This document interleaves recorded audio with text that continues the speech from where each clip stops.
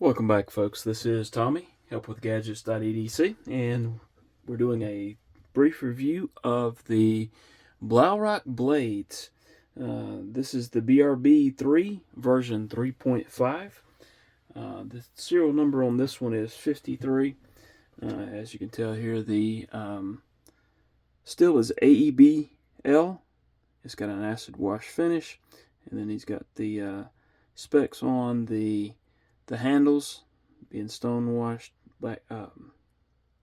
titanium backspacer, titanium hardware. This one was completed in May of 2022, and I believe I purchased this in June of 22 at Blade Show. If you haven't been to Blade Show, I would highly recommend it that you go. It's a great place to walk around and look at a lot of different knives. Came with a nice pouch here with Blaurock blades on it. And all right, let's take a look at the knife itself. All right, has a couple of opening methods. That being my favorite being the reverse flick on the opening hole there, and it also does have a flipper, but you have to be very careful not to get on the lock bar, or it makes it very difficult. All right, let's do some size comparisons here. All right, let's begin with the CJRB Feldspar and a Miguron Morial. Two nice comparisons there. Now this blade, or the BRB3 version 3.5, came in a couple of configurations. One was this style blade, and the other was a kind of a tanto-ish type of blade with a compound grind, which was also very nice. Okay, these two comparisons are the Giant Mouse Ace Tribeca and the CJRB, and I'm drawing a blank. Wouldn't you know it? You'll know what it is if you've got one, and that'll be a good comparison to know whether or not that would be a good fit for you. Here's the CJRB More Malaya and a QSP Penguin. All right, get those two out of the way. Let's go with the EMP EDC Nimble, and also a Petrified Fish Beluga. All right, that may be the mini beluga. I'm not too exactly sure on that. All right, let's see, what else do we have. We have the American Blade Works Model 1 Wharncliffe and a Model 2 Wharncliffe. And you may notice, or you may have noticed looking at the blade, you can see those milling lines in there from the production process that he uses. And you can also see milling lines in the American Blade Works Model 1 and Model 2. If you can see those there. Hopefully that's coming out on the camera. But I like that. That to me, that's a neat feature. Some folks don't like it, but some do. All right, next up we have the Holt Haptic, and let's go with a Richard Rogers Design X Mid. You can see the kind of a size comparison between those. And then next up we have the Kaiser Sparrow, and let's bring out a Concept Fenrir. And then last, but certainly not least, we have the Big Knives Mini Glimpse and the Kaiser Cyberblade. And as you can see, the Blaurock Blades BRB3 is definitely larger than the Kaiser Cyberblade, at least in length. Alright, let's pull those off and talk about some of the features of this knife. Let's take a measurement of that blade. And depending on where you want to look at it, we're looking at about 3 inches from tip to the beginning of the handle, almost 3.5 to the center of the pivot. The knife, or the blade, does come back here a little bit with the design, so depending on how someone may want to measure the blade, you may have some difficulties if you are in an area that restricts you on blade length. All right, as I noted in the disassembly video, there is this pivot tool here that I actually put on to the back of the or on the as a lanyard. Works very well. You can easily undo this and tighten the pivot if you so desire.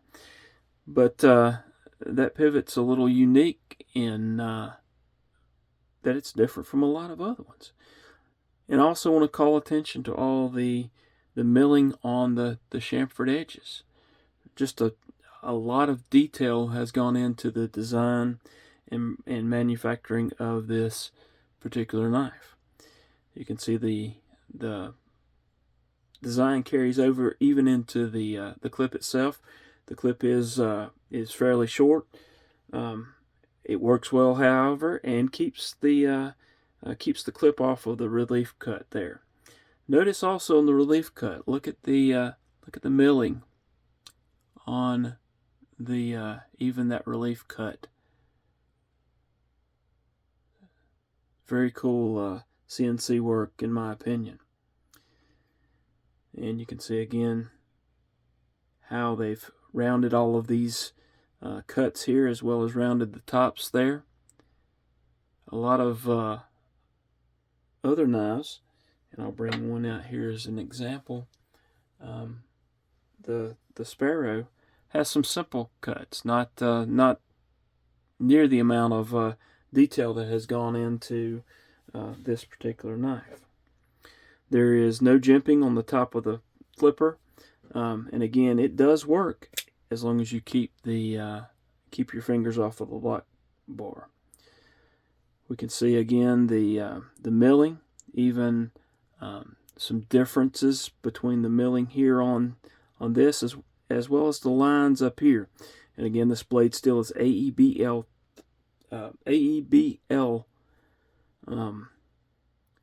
I believe that's something similar to the LC200. And it is very sharp. It looks like there may have been a little nick in the blade there. No, it appears like it, but I'm not feeling anything. Goes out nice and pointy. Call attention also here to the serial number that they have engraved on the handle itself, in an interesting font. You can see that there's not a whole lot of cutouts or lightning cutouts into the titanium itself. It does feel good in hand, however. That being said, if you can see my hand here, the handle is quite thin, a lot thinner than a lot of the other knives that I generally tend to enjoy. However, it does feel good. You can choke up here if you're wanting to get into some detail work, but it is comfortable in hand. It has a kind of a chamfered spine here, so it's not, I don't know if you would call that crowned, but it is chamfered. And as we continue to look, you can see even the edges here have been rounded off a little bit for comfort.